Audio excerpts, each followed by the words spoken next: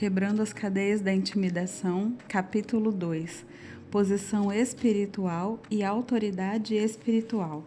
Satanás procura nos deslocar da nossa posição a fim de recuperar a autoridade da qual Jesus o destituiu. Vamos começar refletindo sobre a palavra que me foi dada. Se você não andar na autoridade que Deus lhe deu, alguém vai tirá-la de você e usá-la contra você. Em primeiro lugar, é importante entender que existe um lugar ou uma posição no Espírito que nós ocupamos como crentes em Jesus. Juntamente com essa posição vem a autoridade. Esta autoridade é o que o inimigo deseja. Se ele puder fazer com que entreguemos a autoridade que nos foi dada por Deus, ele a tomará e a usará contra nós. Isso não apenas nos afeta, como também afeta aqueles que foram entregues aos nossos cuidados. Há diversas passagens na Bíblia que falam sobre o nosso lugar de autoridade no Espírito. Vamos examinar algumas delas. Em Salmo 91:1 diz: Aquele que habita no esconderijo do Altíssimo, à sombra do Onipotente descansará. Em Salmo 18:19 diz: Trouxe-me para um lugar espaçoso, livrou-me porque ele se agradou de mim. E em Salmo 26:12 diz: O meu pé está firme em terreno plano, nas congregações bendirei o Senhor. Os crentes literalmente ocupam um lugar no Espírito. É fundamental que você, como crente, não apenas conheça esse lugar, como também trabalhe a partir dele. Se você não conhece a sua posição, você não pode trabalhar adequadamente no corpo de Cristo. Esta posição e a autoridade que ela traz podem ser perdidas ou roubadas. Um exemplo bíblico claro é o de Judas Iscariotes. Depois que Jesus ascendeu ao céu, os discípulos se reuniram para orar. Naquela ocasião, Pedro explicou o que havia acontecido com Judas, porque está escrito no livro dos Salmos: Fique deserta a sua morada e não haja quem nela habite. Essa verdade está escrita em Atos 1:20. Em Atos 1:16 e 17 diz: Judas perdeu permanentemente o seu lugar no Espírito por causa da transgressão. Esta é a principal maneira pela qual o inimigo destitui as pessoas de sua autoridade espiritual. Foi assim que ele fez com que Adão e Eva caíssem, consequentemente deslocando-os e ganhando o senhorio sobre eles e sobre tudo que eles governavam. Adão e Eva detinham a mais alta posição de autoridade sobre a terra. Todo ser vivo e toda a natureza estavam sob a autoridade deles. Deus disse: Tenha ele domínio sobre os peixes do mar, sobre as aves dos céus, sobre os animais domésticos e sobre toda a terra e sobre todos os répteis que rastejam pela terra. Nada nesta terra, na esfera espiritual ou natural, estava acima da autoridade da humanidade, somente o próprio Deus. Quando Adão detinha a sua posição de autoridade, não havia enfermidade, terremotos, fome ou pobreza. Enquanto Adão andava em comunhão com Deus e governava por meio da autoridade e do poder que Deus lhe havia delegado, havia o domínio do céu sobre esta terra. Mas com o pecado de Adão, o direito de tudo que estava debaixo da sua autoridade foi transferido. Por meio da transgressão, ele cedeu o seu lugar no espírito ao inimigo de Deus. As Escrituras testificam essa verdade ao mostrarem a ostentação de Satanás quando ele tentou Jesus no deserto. Satanás levou-o a uma alta montanha para mostrar-lhe todos os reinos do mundo e declarou: Dar-te-ei toda esta autoridade e a glória destes reinos, porque ela me foi entregue e a dou a quem eu quiser. Deus havia dado autoridade a Adão. Adão, por sua vez, perdeu-a para Satanás. Adão perdeu mais do que apenas a sua posição. Tudo o que Deus havia colocado sob os seus cuidados foi afetado. Um declínio gradual de toda a harmonia e ordem existentes teve início. Um exemplo desse declínio é o reino animal. No jardim, sob o domínio de Deus e de Adão, os leões não devoravam os outros animais.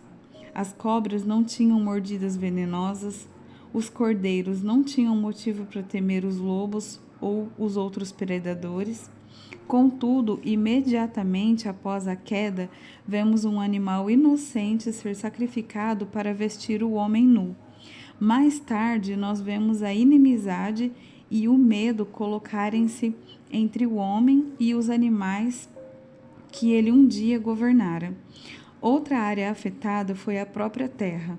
O solo foi amaldiçoado, trabalhando contra o homem em vez de trabalhar para ele, enquanto ele se esforçava para fazer nascer o fruto que um dia havia sido fornecido abundantemente. Em Romanos 8:20 diz: pois a criação está sujeita à vaidade, e não voluntariamente. Nada na terra, seja natural ou espiritual, escapou dos efeitos da desobediência. A iniquidade, a morte, a doença, a pobreza, os terremotos, a fome, a pestilência e muitos outros males entraram na terra. Houve uma perda da ordem divina e da autoridade divina. O primogênito de Adão aprendeu a odiar, invejar e assassinar. O inimigo tomou a autoridade que Deus havia dado para proteção e provisão e a voltara contra toda a criação, usando-a agora para a destruição e a morte. A autoridade restaurada. Um homem perdeu a sua posição de autoridade, portanto, somente um homem poderia restaurá-la. Milhares de anos mais tarde, Jesus nasce. Sua mãe era uma filha do povo que tinha uma aliança com Deus. O seu pai, o Espírito Santo de Deus, ele não era parte homem e parte Deus. Ele era Emanuel, Deus revelado em um homem. O fato de ser humano dava a Jesus o direito legal de recuperar o que havia sido perdido. Por ser o Filho de Deus, ele estava livre do senhorio que o inimigo havia adquirido sobre o homem. Ele revelou a vontade de Deus em tudo o que fazia e dizia. Os pecados eram perdoados porque, na sua presença, o pecado não tinha domínio. A enfermidade e a doença se curvavam diante da sua autoridade e poder. A própria natureza estava sujeita ao seu comando. Ele andava na autoridade da qual Adão havia abdicado. Jesus, através da obediência e do sacrifício, restaurou a autoridade dada por Deus que Adão havia perdido e, portanto, o nosso relacionamento com Deus. Antes de voltar ao Pai, Jesus declarou: toda a autoridade me foi dada nos céus e na terra. Portanto, ide e fazei discípulos de todas as nações, batizando-os em nome do Pai, do Filho e do Espírito Santo, ensinando-os a guardar todas as coisas que vos tenho mandado. E eis que estou convosco todos os dias até a consumação dos séculos. Esta passagem mostra claramente que Jesus recuperou o que Adão havia perdido e muito mais. Satanás e Adão só tinham domínio sobre a terra, mas o domínio de Jesus inclui não apenas a terra, mas também o céu. Jesus elevou-se acima do lugar de autoridade que Satanás desapropriou. E depois de revelar a sua posição e autoridade, Jesus nos disse: portanto, ide. Por que Jesus estabeleceu esta relação entre a sua autoridade e o nosso chamado? Encontramos a resposta nos escritos do apóstolo Paulo. Posições de autoridade. Paulo orou para que soubéssemos qual a suprema grandeza do seu poder para com os que cremos, o qual exerceu ele em Cristo, ressuscitando-o dentre os mortos e fazendo-o sentar-se à direita nos lugares celestiais. Observe que não se trata de um único lugar celestial, pois Paulo disse claramente lugares. A razão pela qual Paulo diz lugares se encontra em alguns versículos posteriores, nos quais lemos: Ele vos deu vida, estando vós mortos nos vossos próprios delitos e pecados, e juntamente com ele nos ressuscitou e nos fez assentar nos lugares celestiais em Cristo Jesus. Esses lugares são onde os seus filhos redimidos devem habitar. Agora surge a pergunta: onde estão esses lugares de habitação e que posição eles têm? A resposta encontra-se em Efésios 1:21. Acima de todo principado e potestade, e poder, e domínio, e de todo o nome que se pode referir, não só no presente século, mas também no vindouro. O homem redimido, oculto em Cristo, agora recebe uma posição no Espírito que está acima do diabo. Jesus declarou com ousadia: Eis que vos dei autoridade sobre todo o poder do inimigo, e nada, absolutamente nada, vos causará dano. Agora entendemos a ordem, portanto, ide. Jesus entendia a autoridade que estava dando aos crentes. Os direitos adquiridos em nosso novo nascimento nos colocaram nesses lugares celestiais muito acima da autoridade e do poder do inimigo.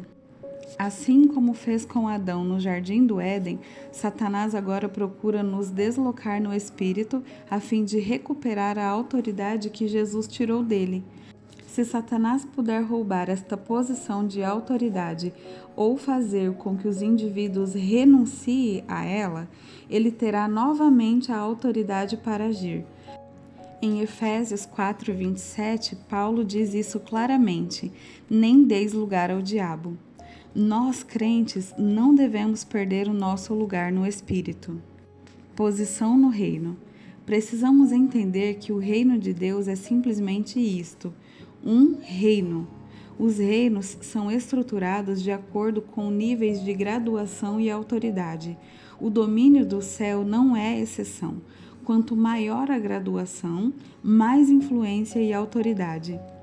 No jardim, Satanás não estava atrás do elefante ou até mesmo do leão.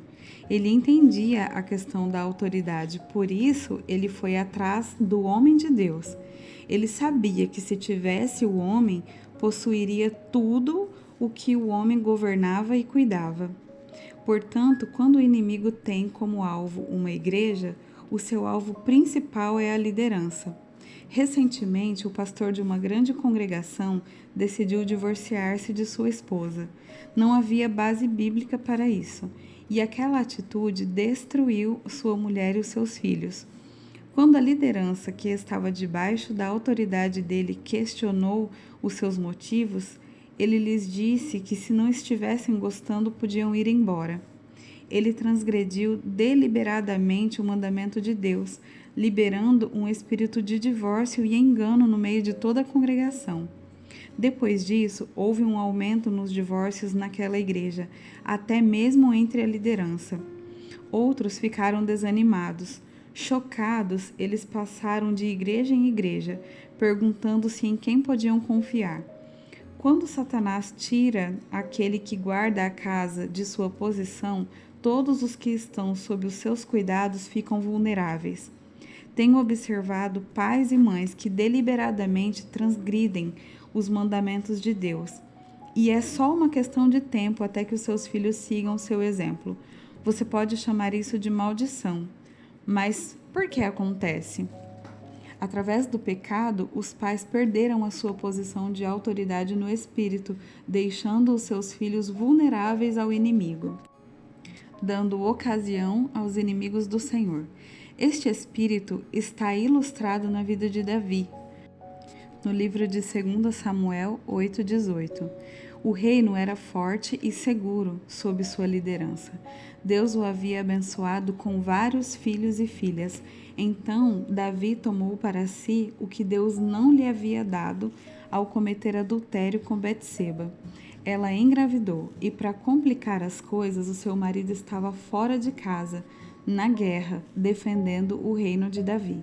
Davi mandou chamar o seu marido Urias, esperando encorajá-lo a dormir com Betseba, e assim parecer que havia gerado o bebê.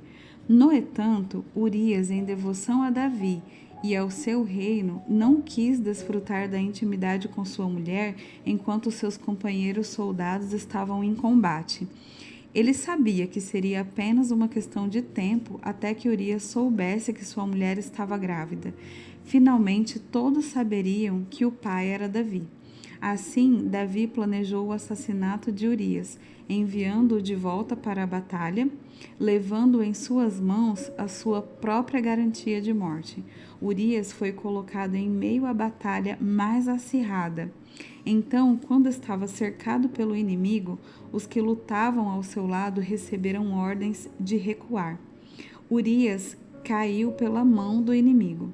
O único ato de adultério de Davi levou ao engano, à mentira e ao assassinato. Em pouco tempo, o profeta Natã foi até Davi para expor esse pecado. E Davi confessou: pequei contra o Senhor.